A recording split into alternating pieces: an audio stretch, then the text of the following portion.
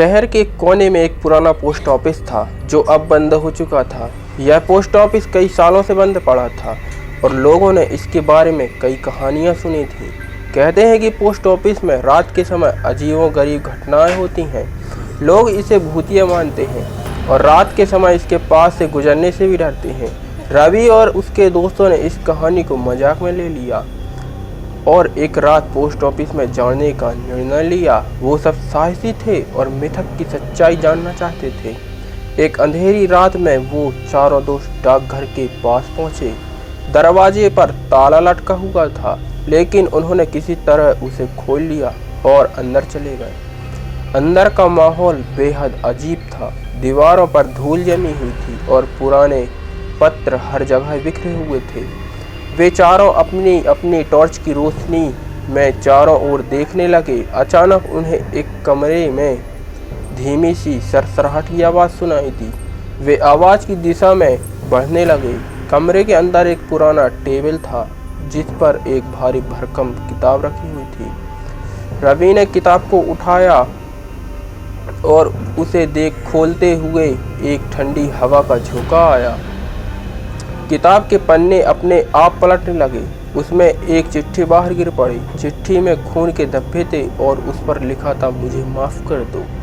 तभी कमरे की लाइट अचानक जलने बुझने लगी और एक साया दिखाई दिया। वह साया धीरे धीरे रवि और उसके दोस्तों की ओर बढ़ने लगा।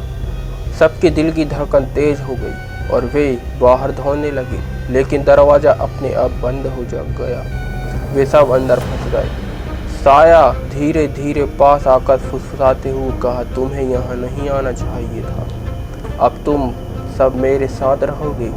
रवि ने हिम्मत दिखाते हुए कहा, तुम कौन हो और हमें क्यों परेशान कर रहे हो?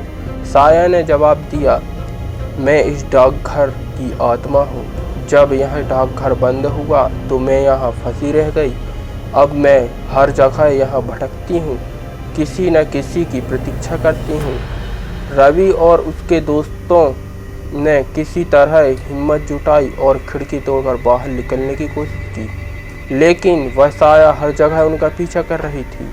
उन्होंने एक दूसरे का हाथ पकड़ा और पूरी ताकत से खिड़की तोड़कर बाहर कूद गए। बाहर आते ही उन्हें महसूस हुआ कि वे अब सुरक्षित हैं। वे सभी भागते हुए अपने घर पहुँचे। उस रात के बाद कभी भी डाकघर की ओर नहीं गए। उन्होंने गांव वालों को भी वहां जाने से मना किया। कहते हैं कि आज भी उस डाकघर में रात के समय अजीबोगरीब घटनाएं होती हैं। लोग वहां जाने से डरते हैं और हर जगह उस साया की चीखें सुनाई देती हैं, जो कि और की प्रतीक्षा में है। यदि आपको स्टोरी अच्छी लगी हो तो लाइक करें, चैनल को फॉलो करें, सब्सक्राइब करें। धन्यवाद।